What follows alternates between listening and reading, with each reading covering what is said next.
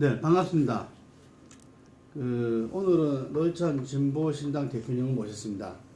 저희들은 한국정당 64는 특집을 가지고서 지금 우리 정당이 상당히 위기에 봉착해 있다. 네. 정당 지지하는 분 60%가 넘고, 그리고 어떤 국가의 어떤 큰 위기나 이럴 때 정당의 역할이 보이지 않는다. 이런 이야기들이 많습니다. 그래서 지난 우리 정당의 역사 속에서 교훈을 얻을 점들, 앞으로 시사하는 점들을 얻고자 지금 정당 60년사를 갖다 짚어보고 있습니다. 그래서 오늘은 우리 진보정당의 흐름, 그리고 어제와 오늘, 내일에 대해서 우리 노회찬 대표님을 모셨습니다. 먼저 큰 흐름이 아마 이 시기마다 몇 개 구분이 될 건데, 먼저 87년 6월 항쟁 이전에 우리 진보정당의 어떤 흐름과 예를 들면 어떤 좀 구체적이고 이렇게 좀 상징될 만한 일들, 이런 부분들에 대해서 좀 아시는 대로 짚어주시기 바랍니다. 네. 네. 1987년은 우리 사회가 본격적으로 이제 민주화의 길로 들어선 해입니다. 1987년 이전의 진보정당은 어느 정도 성장하던 시기도 있었고, 또 이 탄압에 의해서 거의 괴멸되다시피 한 그런 시기도 있었고, 여러 우여곡절을 겪게 되는데, 1987년 이전의 진보정당의 역사는 1987년 이전의 한국의 정치사의 반영입니다. 그리고 어떤 면에서 보면은 한국에서 진보정당의 역사는 한국에서 민주주의의 역사와 생명을 함께 했다라는 겁니다. 건국 이후에 우리 사회에서 어느 정도 그나마 민주주의가 보장됐던 시절에는 진보정당도 꽃을 피웠고, 또 민주주의가 짓밟히던 시절에는 진보정당도 함께 짓밟혔습니다. 민주주의가 잠깐 숨통을 틔우던 시절에는 진보정당도 잠깐 숨통을 틔웠고, 민주주의가 왜곡되던 시절에는 진보정당도 함께 왜곡되었다라고 볼 수 있습니다. 1948년 정부 수립 이후에 한국에는 진보당이라는 진보정당이 있었습니다. 다른 나라와 달리, 다른 나라는 이제 자본주의가 발전하면서 보수정당, 진보정당이 강력한 양대 축으로서 민주주의를 갖다가 서로의 경쟁과 또는 타협에 의해서 발전시켜 온 데 반해서 우리는 일제화 시대 독립운동부터 시작해서, 또는 해방 이후의 공간에서 1945년에서 48년 사이의 해방 공간에서 좌우 대립이 극심했습니다. 그러다 보니까 이 보수 세력 위주의 남쪽 정부가 들어서면서 진보 세력이 있긴 있었지만 상당 부분 이렇게 힘이 약화된 상황에서 진보당이 창당이 되었고, 이 진보당이 이승만 정권을 위협할 정도로 성장을 하게 되자 1956년 국회의원 총선에서 10석 이상의 의석을 얻었고, 그리고 또 1957년 대통령 선거에서 이승만 후보에 이어서 2위로 조봉암 후보가 진보당의 조봉암 후보가 2위를 차지하게 되자, 여기서 정권적 위기감을 갖게 된 이승만 독재 정부가 진보당을 갖다가 이게 탄압하게 됩니다. 1958년 만들어진 새로운 국가보안법에 의해서 가장 먼저 탄압한 대상이 진보당이었고, 결국에 당은 해산당하고 조봉암 당수는 이제 사형에 처하게 됐습니다. 그러나 이러한 어떤 진보정당의 갑작스러운 혹한기가 시작되었는데, 1960년 4.19 혁명 일어나면서 다시 이른바 진보정당, 혁신정당은 살아났습니다. 그러나 이것도 1961년 5.16 쿠데타에 의해서 모든 정당들이 해산당할 때 함께 해산당했고, 그러나 다른 보수정당들은 정치활동을 재개하였지만 이른바 혁신계열은 계속해서 반공법이라거나 여러가지 정권의 탄압에 의해서 숨을 제대로 쉬기 힘든 상황이었습니다.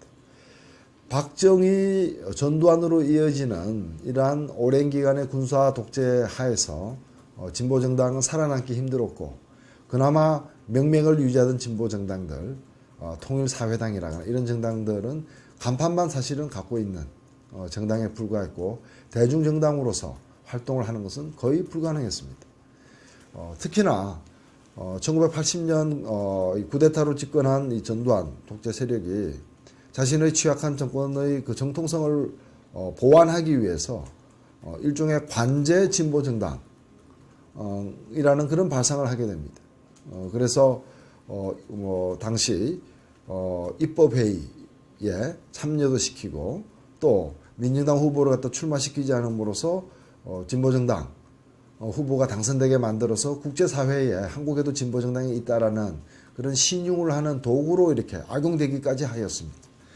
그래서 오랜 기간의 이 독재 정치 하에서 민주주의가 신음하고 있을 때 진보정당도 역시 발을 붙이기 어려웠고 그래서 사실상 1987년 민주화와 더불어서 진보정당도 새로운 이 역사를 맞이하게 되었다 이렇게 생각됩니다. 그 저희들 이 60년사의 인터뷰의 기본 원칙은 이제 가능한 자기가 겪고 네. 자기가 보고 들은 것만 일단 그 원칙적으로 하고 그 남을 뭐 신문을 봤다든지 네. 이렇게 뭐 이렇게 카더라 정식 예. 이런 것들은 거의 좀 배제하는데 사실 그 이전 부분들을 우리가 좀 얘기할 게 있어요. 다들 이렇게 좀 작고하시고 이래가지고 네. 직접 혹시 이렇게 그런 사람으로 들은 거라든지 뭐 이런 것들은 혹시 없으십니까? 그 당시 활약했던 분들은 보통.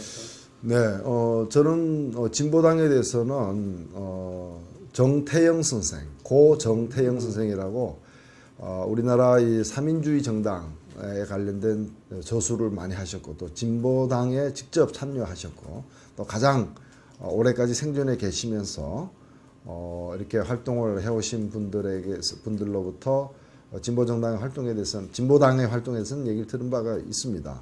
그리고 특히 1980년대에는 70년대와 80년대의 진보정당이 어떻게 명맥을 유지했는가 대표적인 사례 중에 하나가 통일사회당입니다.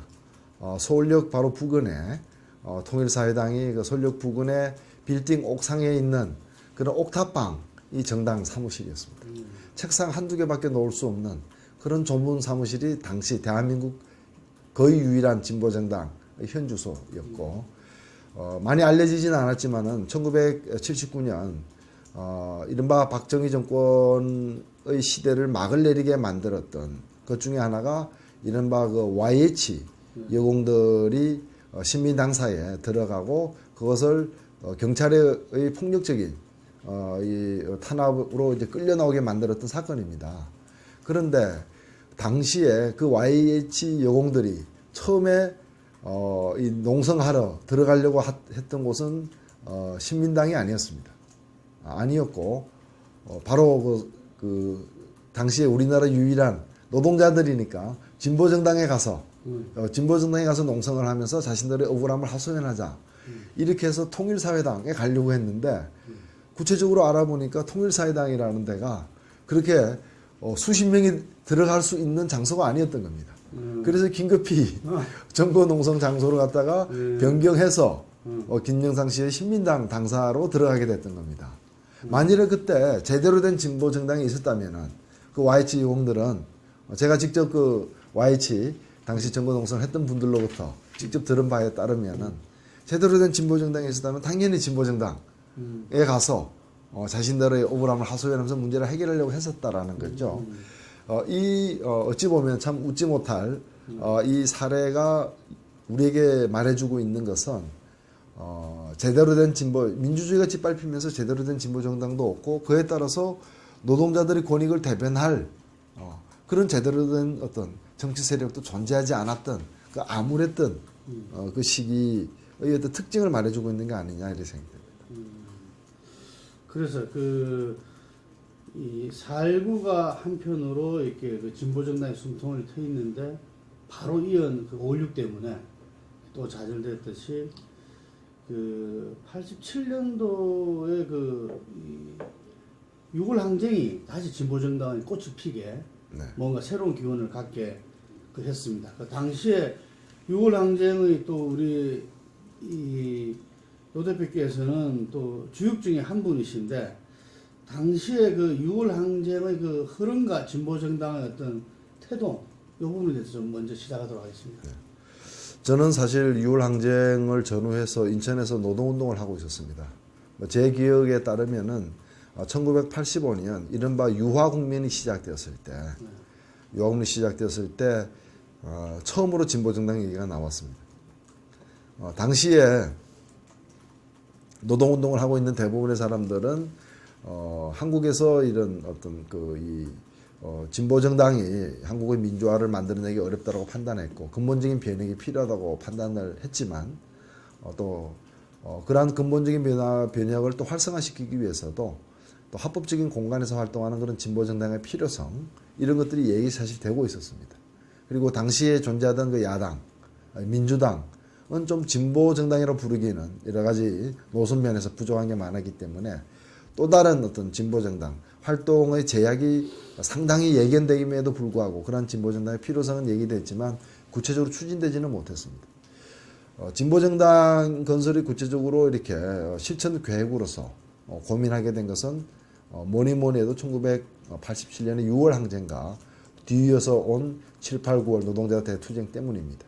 사실상 여전히 전두환 씨가 정권을 잡고 있었고 또 그 후에 노태우 정권으로 이어지긴 했지만은 그럼에도 불구하고 1987년 6월을 기점으로 한국의 민주화는 시작되었고 그렇다면은 이 진보정당의 역사가 민주화와 더불어서 부침을 거듭해온 것과 마찬가지로 이제 민주화가 역전되기 힘든 그런 상황으로 이제 전개가 되었기 때문에 당연히 진보정당 건설이 필요하다고 판단했고 그래서 1987년 12월 대통령 선거 때 이른바 독자 후보 논쟁이 있었습니다. 여러 가지 큰 논쟁이 되긴 했습니다만은 사실 그 독자 후보를 굳이 내려고 했던 그 배경에는 그걸 통해서 1988년에는 진보정당을 만들겠다라는 그런 계획이 있었던 것이지 한 번의 어떤 대통령 선거에 후보 전술을 어떻게 하느냐가 중요했던 건 사실 아니었습니다. 그래서 이 1987년 대선을 치르면서 1988년에 어찌 보면은 87년 이후에 최초의 진보정당이라고 할 민중의당이 상당하게 되었고 민중의당의 이름으로 1988년 국회의원 선거에도 이제 참여하게 됩니다. 참여하게 되고 그 후에 한겨레 민주당이라거나 또는 여러 가지 이제 변천을 사실 겪게 됩니다만은 분명한 것은 1987년이 그 한국 진보정당의 좀 새로운 출발의 분기점이 되었다라는 것이죠. 끊어서 가도록 하겠습니다. 그때 그 87년 그 대통령 선거 13대 그 이제 예를 들면 여야 간에서 특히 야당에서는 그 당시에 어떤 뭐 양김의 분열, 예를 들면 민주 세력의 분열이 지금까지도 그 피해가 이어져 오고 있다. 피해가 이어져 오고 있다. 하면서 여러 각도로 이제 저희들은 아마 큰 이슈 중에 하나가 87년 대통령 선거가 되리라 봅니다. 그 당시에 그 백기환 후보가 이틀 전인가 사흘 전에 사퇴를 하게 그렇습니다. 되잖아요. 예. 아마 이때 여러 논쟁이 아마 처음부터 뭐 이렇게 이 군부 세력에 단일화돼야 되지 않느냐 뭐 이런 요구부터 시작해서 독자 후보를 냈는데 또 마지막 그때 또 사퇴를 하게 되고 그 효과는 뭐 별로 없었죠. 예를 들면 뭐 그런 부분들이 어쨌든 이후 88년에 민중의당을 창당하는가 하고 또 구분되게 그 당시 이야기를 조금 한번 좀 생생하게. 예, 당시에 그 독자 후보 진영은 그 여러 가지 이제 목표도 있었고 또 동시에 고민도 있었습니다. 한편으로는 이 진보정당 건설이라는 독자적인 정치 세력화의 필요성도 있었고 다른 한편으로는 바로 1987년 13대 대통령 선거에서 이른바 독재 세력의 재집권을 막아야 된다라는 그런 국민적 요구와 시대적인 어떤 목표가 사실 또 동시에 있었습니다. 그렇기 때문에 왜 백기환 후보는 마지막까지 가지 않았는가, 왜 며칠 전이긴 하지만 사퇴를 했는가 하는 것은 일단 백기환 후보의 출마를 통해서 독자적인 정치 세력화의 필요성과 또 그 독자적인 정치 세력화의 방향에 대해서는 알릴 수 있는 만큼은 알렸다라고 저희들은 보았습니다. 봤기 때문에 진보정당을 창당하기 위해서는 백기환 후보가 투표 당일까지 사퇴하면 안 된다라고 생각하지 않았습니다.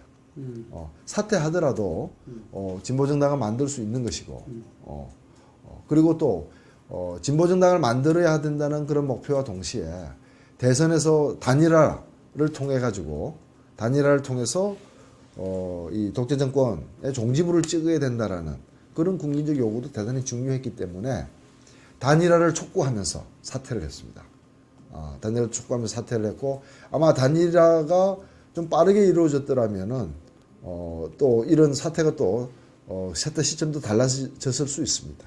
그리고 계속해서 그래서 표를 분산시키지 않게 하기 위해서, 물론 당시 뭐 백기환 후보의 지지율 자체가 매우 낮았기 때문에 선거에 미치는 영향은 대단히 적었지만, 정치적 명분으로서는 이 군사적 독재 정권의 재집권의 종지부를 찍어야 된다라는 그런 목표에 대해서 우리가 그것은 수용을 해야 된다고 봤던 것이고, 동시에 진보정당 건설이라는 또 나름대로의 어떤 목표는 며칠 전 사퇴를 하더라도 막판 사퇴를 하더라도 또 부족하지만 이루어낼 수 있다라고 봤던 것이죠. 그 견해가 거의 일치됐었습니까?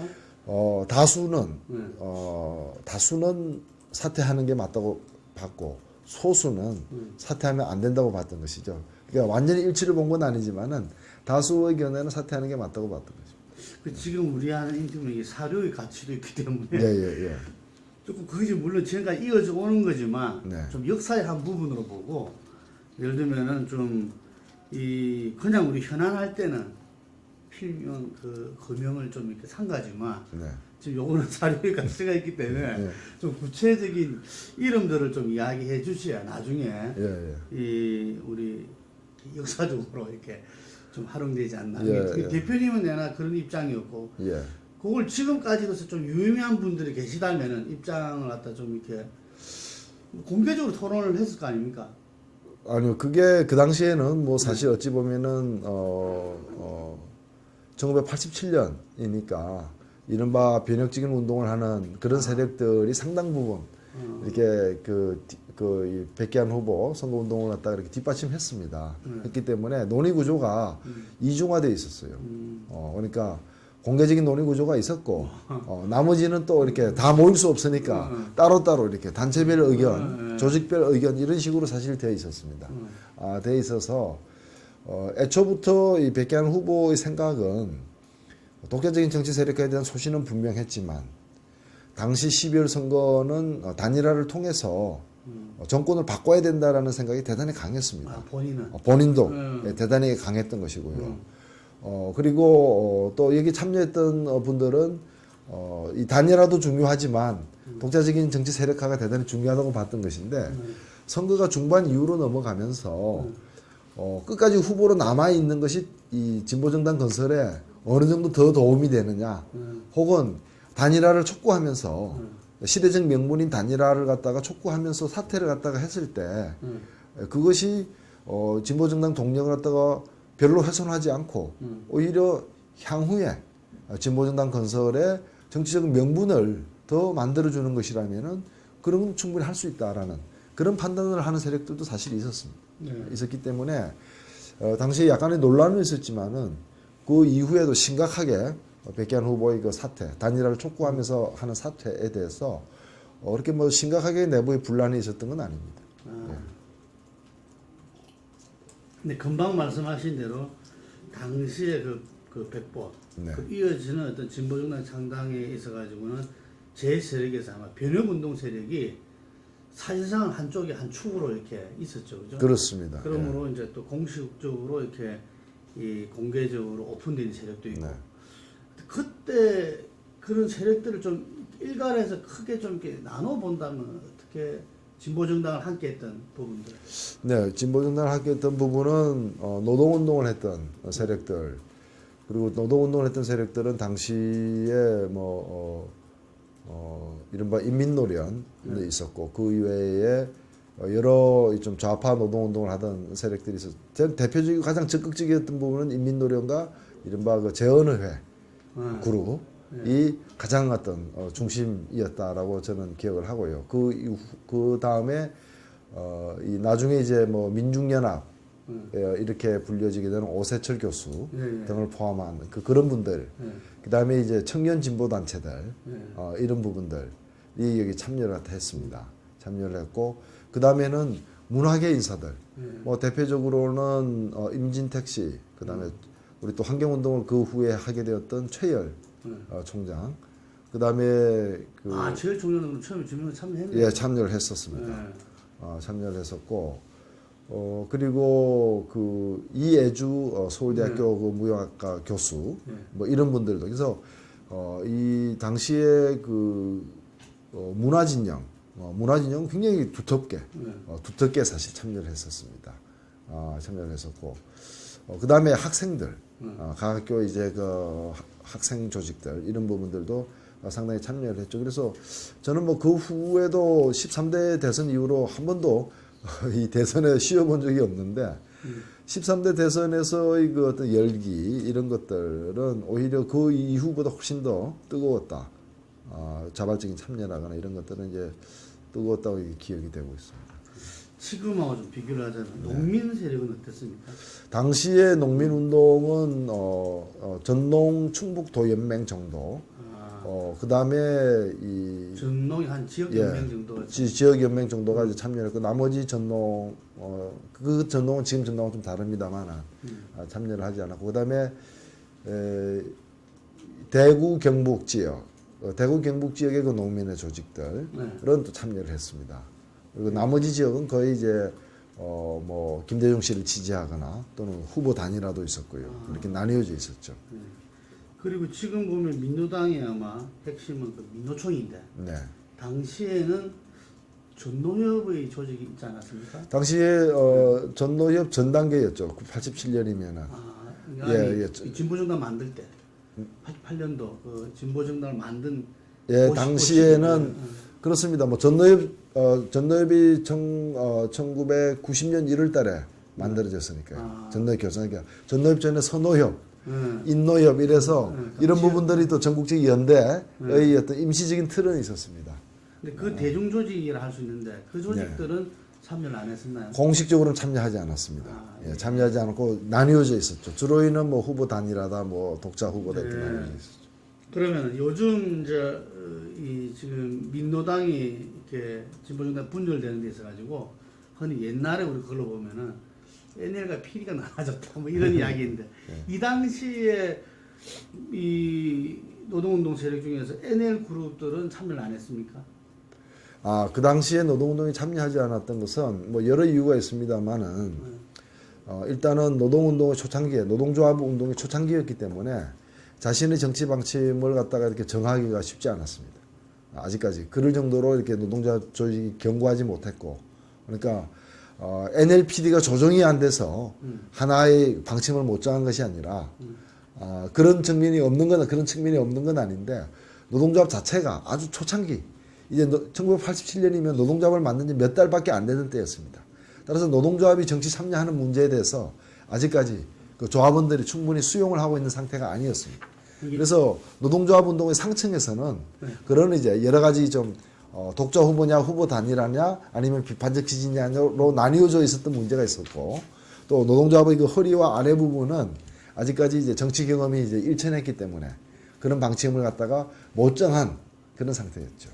그러니까 그때 이제 노동조합은 그런데 이제 노동운동 세력 중에서 아까 말한 그 인민노련이라든지 아까 말한 재헌의 그룹이라든지 이런 부분들 참여를 했다 그랬잖아요. 그때 NL 그룹 노동운동 세력 이 세력들은 참여를 안 했나요? 참여하지 않았죠. 참여하지 않고 왜 안 했나요? 그때 제가 지금 말씀드린 건 민중의 당을 이야기합니다. 87년이 아니고 88년. 그렇죠. 당시에는 이제 그 군부 독재를 종식시키는 군정 종식이 우선이다. 그리고 지금은 어떤 진보 진영의 독자적인 정치 세력화보다는 진보 진영까지 좀 함께하는 그런 어떤 민주 세력의 대통합이 우선이다. 이런 좀 정세 판단을 그분들은 가지고 있었기 때문에 1987년 대통령 선거만이 아니라 그 이후에 민중의당에도 참여를 하지 않았던 것이고 그것이 이렇게 불거져 나온 것이 이른바 전민련 사건입니다. 전민련 사건이라고 하면 이제 1987년 이후에 이른바 이 민주화의 봄이 다시 찾아오면서 여러 민주 세력들 또 이제 노동운동, 농민운동도 민중운동 세력들 굉장히 폭넓은 세력들의 그 연대체, 전국적인 연대체로서 전민련이 결성이 됐었습니다. 그 전민련 결성을 한 후에 가장 큰 정치적 쟁점은 그 전민련의 어떤 정치적인 진로와 관련된 것입니다.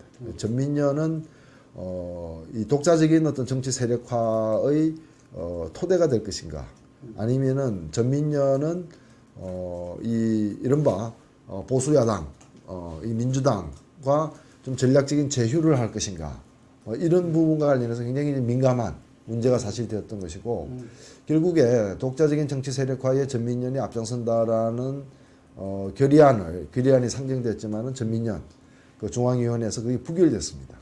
예, 부결되면서 그러면서 그것이 가장 크게 영향을 미친 것이 바로 이제 민중당입니다. 그래서 1988년의 민중의당은 1987년 백선본에 참여했던 세력을 중심으로 선거를 앞두고 급조되었고, 선거 후에 의석을 제대로 얻지 못해 해산당하면서 진보정치연합으로 이름을 바꾸어서 중장기적인 진보정당 건설에 나갔는데, 전민련이라는 최대의 어떤 그런 이른바 민중운동연합 단체에서 이 독자 정치 세력화가 다수의 동의를 얻지 못함에 따라서 이 독자적인 정치 세력화는 민중운동 진영의 부분적인 참여라는 약점을 안고서 추진이 되었고, 그것이 1990년 민중당 창당으로 이렇게 나타난 것입니다. 그러니까 그때 민중당에 그 노 대표님 참여하셨습니까? 저는 뭐 내용적으로는 사실 참여를 한 것인데, 진보정치연합에서 참여를 하시잖아요. 저는 그때도 저는 그 당시에 이제 그 노동운동, 예전에 이제 변혁적인 노동운동에 몸을 담고 있었고, 제가 1989년에 구속이 됐습니다. 그래서 제가 구속되기 전부터 논의는 시작되었는데, 제가 구속된 직후에 민중당이 창당이 되었고, 예. 그래서 제가 또 석방되기 전에 민중당이 해산되기 때문에, 제가 이제 실질적인 참여는 하지 않았던 거죠. 민중당도 그럼 92년 선거를 하고 바로 해산됐죠. 해산돼 버렸구나. 92년 4월입니다. 예. 그래서 지금 이제 아마 이 민중당 출신들이 지금 그 이후에 그 신한국당에 입당을. 그렇습니다. 이재호, 김문수, 이우재, 대표적으로는 그 세 분이죠. 그 세 분이 당시 그 신한국당에 입당을 갖다가 이제 하였고, 장기표 씨는 행동을 같이 하지는 않았습니다. 그러면 이 민중당의 이 맥도 사실 끊긴 거네요. 이 지도부로 따지자면은. 그렇습니다. 뭐 완전히 분화됐죠. 그 일부는 지금 한나라당에 가 있고, 또 일부는 민주당에도 있고요. 또 일부는 또 뭐 그 지금 진보신당으로도 이제 와 있는 거죠. 그래서 이것이 그 92년도에 대선을 앞두고 국민승리 21일로 다시 진보 세력이 모아지는 겁니다. 92년 대선. 97년 대선이죠. 92년 대선 때는 92년 대통령 선거 때는 92년 총선이 4월에 있었고요. 대통령 선거가 92년 12월 달에 있었는데, 총선에서 이제 의석을 얻지 못하고 2%도 달성하지 못함으로써 민중당은 자연히 이제 해산됐습니다. 민중당 해산된 뒤에 진보 정당 운동을 할 것인가 말 것인가를 두고서 사실은 이 분화가 이루어졌습니다. 일부 좀 상층 명망가들은 한국에서 진보 정당은 더 이상 힘들다라고 하면서 이재호, 김문수, 장기표, 이우재 이런 분들은 이제 다른 길로 들어서기 시작했고, 남은 사람들 좀 상대적으로 좀 연령도 좀 아래인 또 지역에 이렇게 있는 이런 분들은 진보정당 운동을 계속 하자라고 해서 진보정당 추진위원회를 만들었습니다. 그래서 진보정당 추진위원회 내에서는 이 민중당 해산 이후에 즉각적인 진보정당 재건론가, 또 재건론가, 그 다음에 좀 이렇게 시간을 갖고서 준비를 더 하자라는 그런 견해로 나뉘어졌고, 당시 저는 같은 실패를 반복할 수는 없다. 민중의당부터 민중당까지 실패한 그 요인을 정확하게 분석해내고 실패에 이르게 됐던 원인을 제거하지 않은 채 다시 당을 건설하는데 급급해 한다면은 오히려 중장기적으로 진보정당이 더 나쁠 수도 있다라는 판단을 하고서 시간을 충분히 갖고서 이 진보정당 건설에 장애물을 좀 제거하는데 더 많은 노력을 하자 이런 입장을 택했습니다. 그런 상태에서 뭐였습니까? 그때 말씀하신 분들 이게 뭐가 문제였다 이렇게. 저는 당시 이제 진보정당 실패의 그 원인은 크게 이 두 가지라고 봤습니다. 하나는 뭔가면은 이 진보정당을 하면서 노동운동의 공식적인 그러한 지지를 바탕에 두지 못했다라는 겁니다.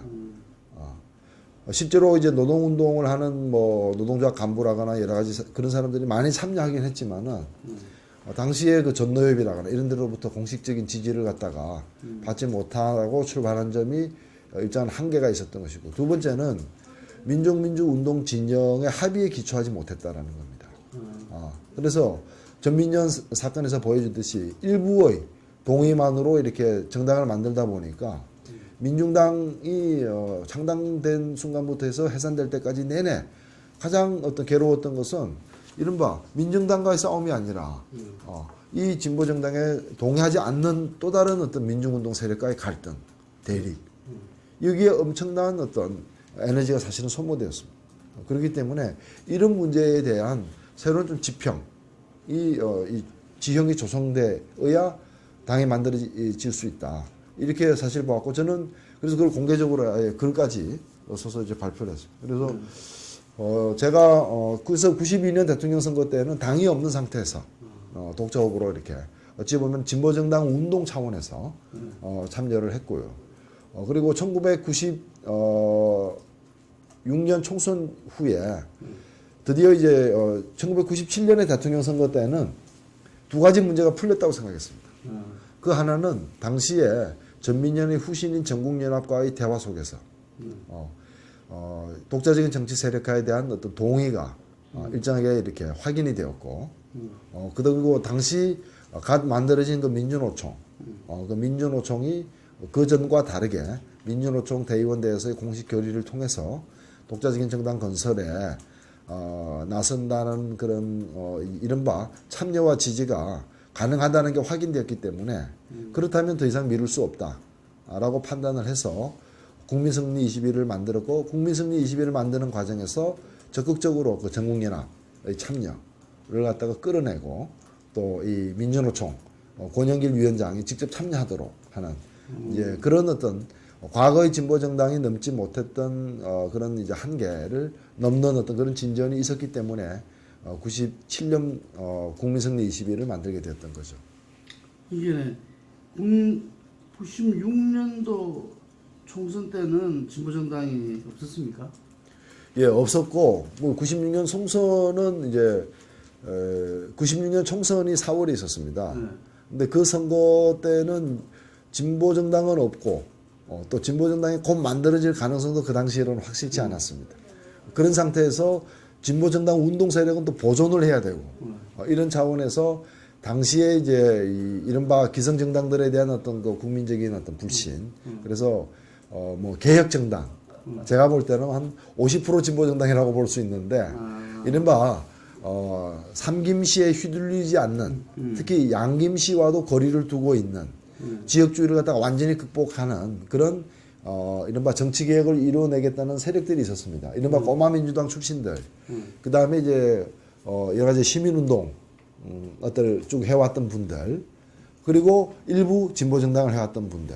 그래서 이런 분들이 1996년 선거에 일종의 좀 전술적인 그러한 동맹을 맺었던 거죠. 그게 바로 이른바 이 개혁적 국민정당, 이런 개혁정당으로 이렇게 출범을 했고, 나중에는 이제 민주당과 통합을 해서 통합민주당이 되었습니다. 그러니까 그 당시가 아마 노 대표님께서 어떤 기성야당과의 어떤 이렇게 그 결합의 실험을 했던 시기가 아닌가 하는데, 실제 그 겪어보니까 어땠어요? 당시에. 어쨌든 개혁신당으로 해서 민주당하고 합당했지 않습니까? 민주당 내에서 이제 활동을 하신 건데, 물론 고만 민주당이었지만, 그죠? 이게 그 당시에 국민회의가 따로 떨어져 나가 있었으니까. 네. 네. 근데 기성야당은 어땠습니까?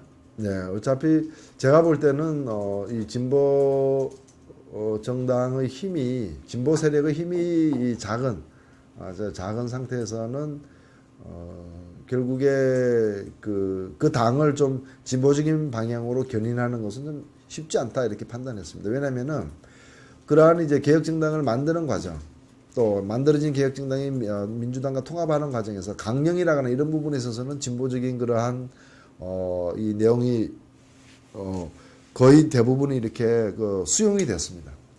강령 같은 것은. 그러나 실제로 그 당 전체를 지배하고 있는 정치 문화는 당시만 하더라도 보수에 의한 공천, 하향식 공천 제도가 그대로 유지되고 있었고, 그리고 그 뒤에도 다 밝혀졌습니다만은 정체를 알 수 없는 그런 자금에 의해서 이렇게 그런 막 금권 정치 이런 것들이 그나마 적다고 하는 민주당에서도 민정당이나 신한국당이나 뭐 한나라당에서 상당히 적다고 하는 민주당에서도 전혀 없지는 않았어요. 그래서 새술은 새 부대에 저는 그걸 참여하면서 하나의 선거연합 차원에서 그 96년도 선거에 임했던 것은 충분히 있을 수 있는 일이지만은 당을 함께하고 철학과 이제 노선을 함께하는 그런 당으로 나아가기에는 너무 이렇게 생각이 다른 사람들이 혼재되어 있었다. 그래서 우리가 정치의 선진화가 결국에는 정책 중심으로 정체성이 좀 같은 사람들끼리의 어떤 정책 중심 정당으로 이루어져야 된다고 본다면은 당시의 통합민주당은 그런 점에서 한계가 많았지 않았는가 생각합니다. 그 당시 아마 지역구의 복권 문제 때문에 예. 출마를 못 하셨죠. 당시에 제가 강서을에 출마하기로 뭐 공천까지 받았습니다만은 공천이 되지 않았고 뭐 그 후에 여기저기서 확인된 얘기입니다만은 의도적인 사면 복권 배제였다.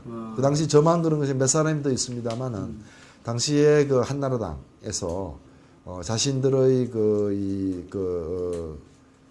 국회의원 당선율을 높이기 위해서 그런 어떤 진보적이거나 계획적인 인사가 이렇게 출마하는 지역에서는 그런 사면 복권도 이렇게 봉쇄해버리는 그런 일들이 있었습니다. 네, 그래서 지역 출마는 좀 뒤로 미루게 예. 되셨던 것 같아요. 어쨌든 97년도가 이 그런 조건들이 마련되면서 국민승리 21로 이제 네. 이 되는 거죠. 그럼 이때 참여했던 부분들은 그럼 금방 말씀하신 대로 민노총이라든지 뭐 이런 부분들이 어느 정도 세력들이 또 어느 정도 참여를 하게 됩니까? 네, 96년에 이 국민 승리 21은 제가 97년 1월 달에 말지에다가 네.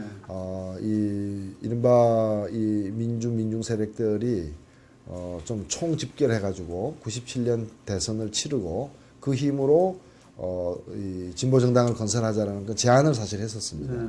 하고 바로 저희는 그 작업에 착수했는데 일단 민주노총은 그해 6월 민주노총 대의원대에서 결의를 했습니다.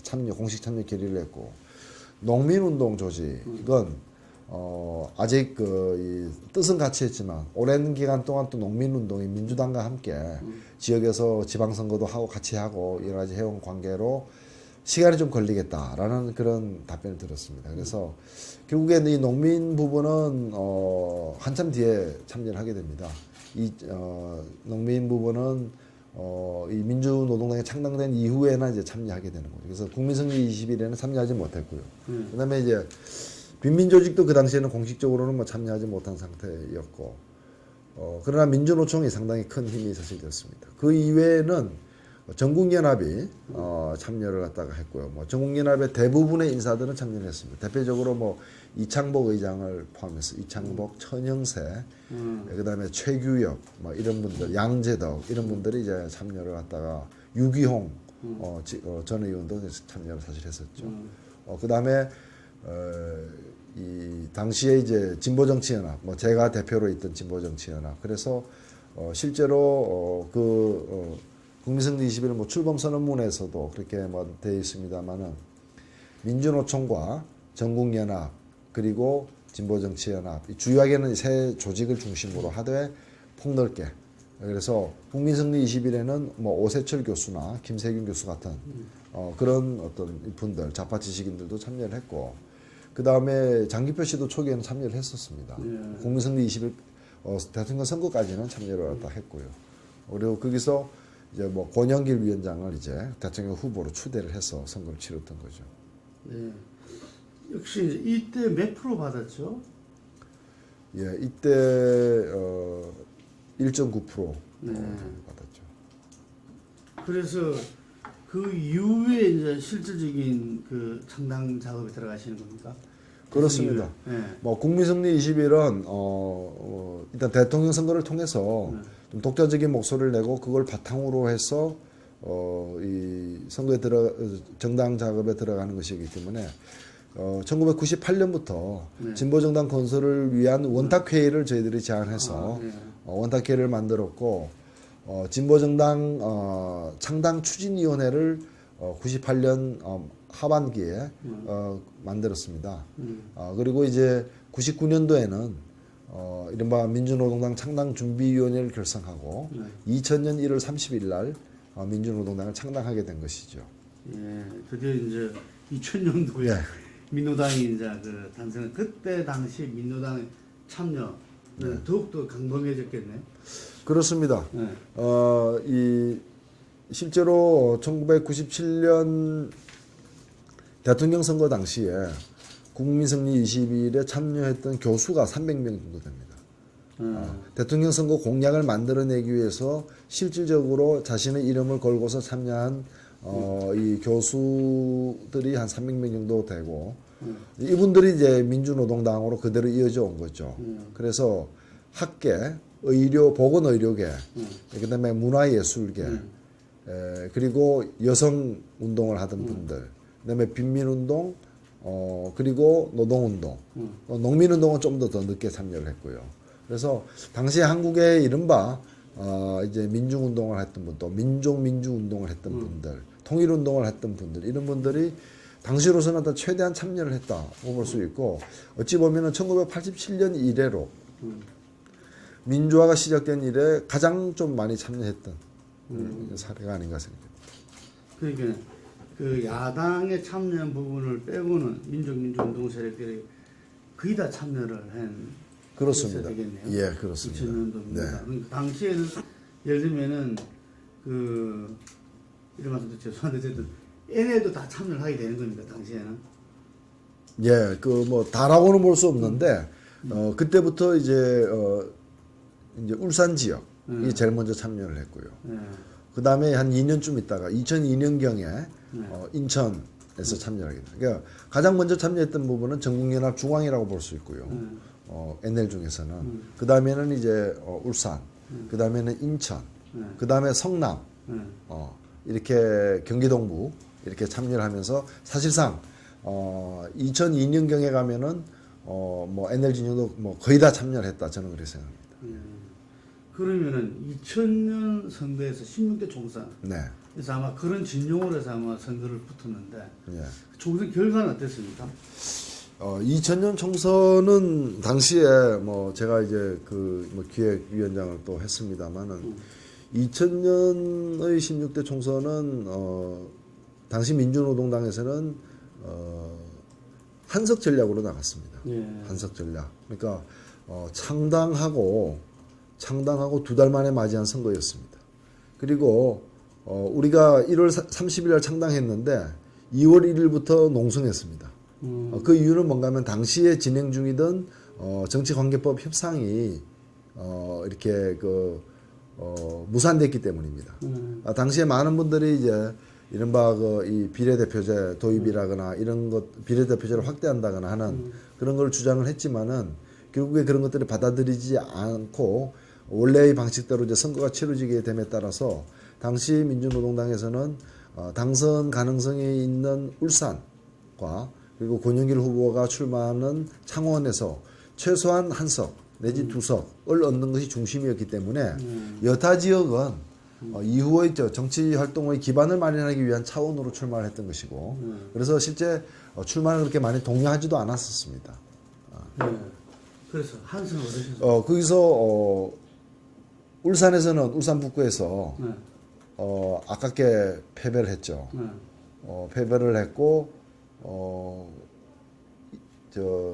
창원에서도 네. 아깝게 이렇게 패배를 해서 한석도 얻지 못해서 네. 사실은 당시 그 민주노동당의 등록이 취소됐었습니다. 아, 다만 우리는 이제 그건 법적인 문제이고 우리는 정치적으로 계속해서 지속적으로 활동을 할 뜻이 있었기 때문에 그냥 등록만 다시 하는 네. 재등록하는 법적으로. 법적 네. 재등록하는 방식으로 넘겼고요. 네. 당시에 당원수는 처음 출범할 때는 1월 30일 현재 그 민주노동당의 발기인 창당 대회 참여 창당대회에 등록되어 있는 발기인의 총수는 7,000명이었고 네. 그해 말에 선관위에 보고된 2000년 12월 말 현재의 당원 수는 15,000명이었습니다. 그리고 2001년 말에는 이게 3만 명이었고요. 2002년 말에는 5만 명이었고, 그리고 2003년 말에는 7만 명, 그리고 2004년 말에는 10만 명 이렇게 됩니다. 그래서 이 발전 과정이 거의 이렇게 당원이 늘어나는 이 수가 거의 이렇게 이 두 배로 계속 늘어나는. 그러니까 한국 정당 역사상 이렇게 당원이 가장 좀 빠르게 늘어났고 또 그 당원의 거의 대다수가 이 당비를 내는 진성 당원이었다는 점에서 상당한 이 한국 정당사에 있어서 기록을 세웠다라고 저는 생각하고 2005년도 중앙선거관리위원회의 이 보고에 따르면은 당시 2005년도 당시 한국에 있던 정당들 중에서 당원들이 낸 당비 총액이 가장 많은 당이 민주노동당이었습니다. 어찌 보면은 당원 수는 가장 적었습니다. 한나라당이 150만 명이 넘고 뭐 민주당도 상당한 100만 명 넘는 당원을 가지고 있다고 신고가 된 상태에서 등록된 당원이 당시 선관위 보고되기는 8만 명으로 되어 있는데 8만 명이 낸 당비의 총액이 100만 명, 150만 명이 낸 당비보다 더 많은 걸로 이렇게 기록이 되어 있는. 그래서 민주노동당은 그 후에 뭐 정치적인 어려움을 많이 겪게 되었습니다만 민주노동당의 창당과 창당 이후의 이 과정들, 당내 민주주의, 진성 당원제를 갖다가 확고히 뿌리내린 점, 그리고 당원들이 참여하는 어떤 그런 이 평당원 중심의 당이 된 점, 뭐 이런 부분들은 좀 한국 정당 문화를 바꾸는 중대한 어떤 이 좀 성공적 시도이지 않았는가 생각합니다. 예, 다른 당에서 이 부분을 상당히 부러워하는 부분들이 많더라고요. 그러니까 그때 그 2002년 지방선거 전에 정치관계법이 개정이 되죠. 이게 아마 상당히 중요한 의미를 가지게 됐던 것 같은데. 그렇습니다. 1인 2표제가 예. 근데 그 부분은 네. 민주노동당이 2000년 1월 31일 날 창당한 후에 제일 먼저 한 일이 농성이었다고 제가 말씀을 드렸는데 농성과 더불어서 그해 2월 달에 2000년 2월 달에 이 우리나라 선거법상의 1인 1표제 그러니까 이른바 그 전국구 의원을 이 배정하는 비례대표 의원에 대한 의석을 결정하는 방식이 문제가 있다. 과거에 원래는 각 당이 얻은 의석 수 가지고 배정을 하다가 그것이 문제가 있다고 해서 각 당이 얻은 득표수로서 배정을 했는데 그 득표수도 1인 1표 하에서는 후보에게 던진 표이기 때문에 그걸 가지고 정당에서 추천한 후보들에 대한 비례대표 확정 기준이 되는 데는 문제가 있다. 고 이렇게 저희들이 헌법소원을 제출했고 저희들이 이제 2000년 2월 달에 헌법소원을 했고 그것이 받아들여진 겁니다. 받아들여져서 헌법재판소에서 비례대표제를 완전히 없애거나 그리고 실시하려면은 1인 2표제로 해야 된다라는 취지의 판시를 내린 거죠. 그래서 그것이 그에 따라서 선거법이 개정이 되고 그에 따라서 치러진 첫 선거가 2002년 6월 지방선거였고 그래서 저희들은 2002년 지방선거에 임하는 자세가 남달랐습니다. 새로 도입된 이 1인 2표제는 지방선거는 4대 선거를 동시에 하게 돼 있는데 그 중에서도 광역의원 또 광역의원 중에서도 전체 정수의 10%에 불과한 광역 비례대표 의원을 뽑을 때에 이 1인 2표제가 적용이 된 겁니다. 그래서 뭐 다른 정당들에서는 이 1인 2표제에 대해서 별로 신경을 쓰지 않았어요. 왜냐면 이건 한 석 내지 두 석 정도 차이밖에 나지 않기 때문에 신경을 거의 쓰지 않았고 당시에 뭐 원내 교섭단체까지 가지고 있었던 자민련도 인데 신경을 쓰지 않았습니다. 저희들은 민주노동당이 앞으로 전략적으로 발전해 나가는데 이게 사활적인 문제가 될 수 있다고 판단해서 저희들은 2002년 지방선거에서의 그 선거 전략을 다른 것보다도 정당 투표에서 저희들이 5% 이상 얻음으로써 국고보조금을 얻는 이른바 정당으로서 시민권을 획득하는 걸 목표로 삼았고 1인 2표제에서 정당 득표를 많이 하기 위해서 저희들 참 당시 실력에는 굉장히 부담스러웠던 광역단체장에 다수가 출마하게 됩니다. 일부러 출마를 시킨 겁니다. 그래서 서울, 인천, 광주, 그 다음에 이 경상남도, 부산 이런 데서 울산 다 출마를 합니다. 그래서 그 결과 이 1인 2표제 하의 정당 투표에서 저희들이 8.13%를 득표하게 됩니다.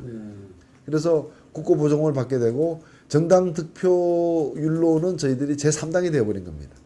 그래서 이때 제3당을 기록한 점, 8%를 얻은 점, 그리고 국고보조금을 받은 점, 이것이 2002년 대통령 선거에서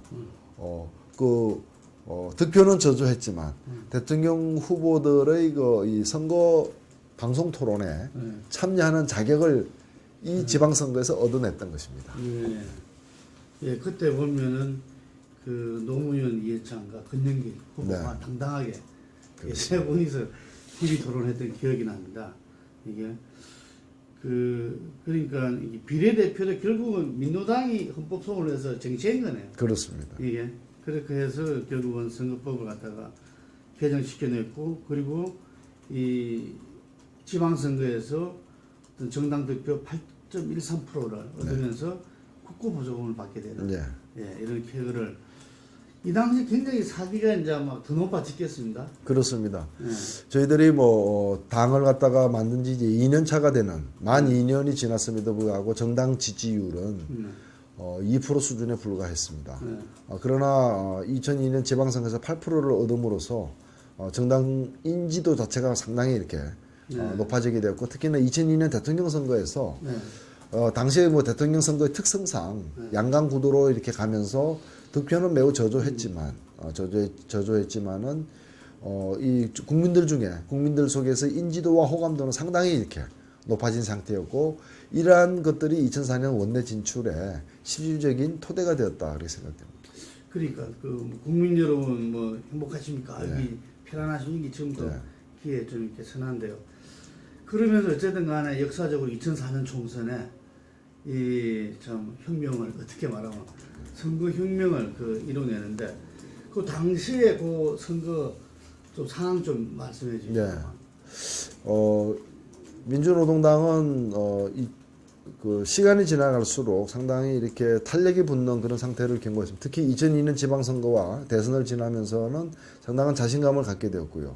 당원 수도 꾸준히 늘어났고 그리고 초기에 진보정당을 지지하지만 또 한 번의 실험, 또 한 번의 실패로 끝나지 않을까 이렇게 우려되어서 참여하지 않았던 그런 분들도 자꾸 꾸준히 이렇게 참여가 늘어나게 되었습니다. 특히나 지방에서, 지역에서 또 이런 서민계층에서 참여가 꾸준히 이렇게 늘어나게 됐습니다. 그래서 2004년 총선이 원내 교도보를 분명히 만들 수 있는 그런 어떤 절호의 기회라고 저희들이 보았고 2004년 선거 준비에 저희들이 좀 몰두를 한 거죠. 그래서 어느 당보다도 먼저 선거 운동본부를 갖다가 이렇게 출범시켰습니다. 2004년 1월 5일 날 선거운동본부를 갖다가 출범을 하고 비례대표와 지역선거에 있어서 저희들이 지역선거에 있어서는 울산과 창원을 목표로 하고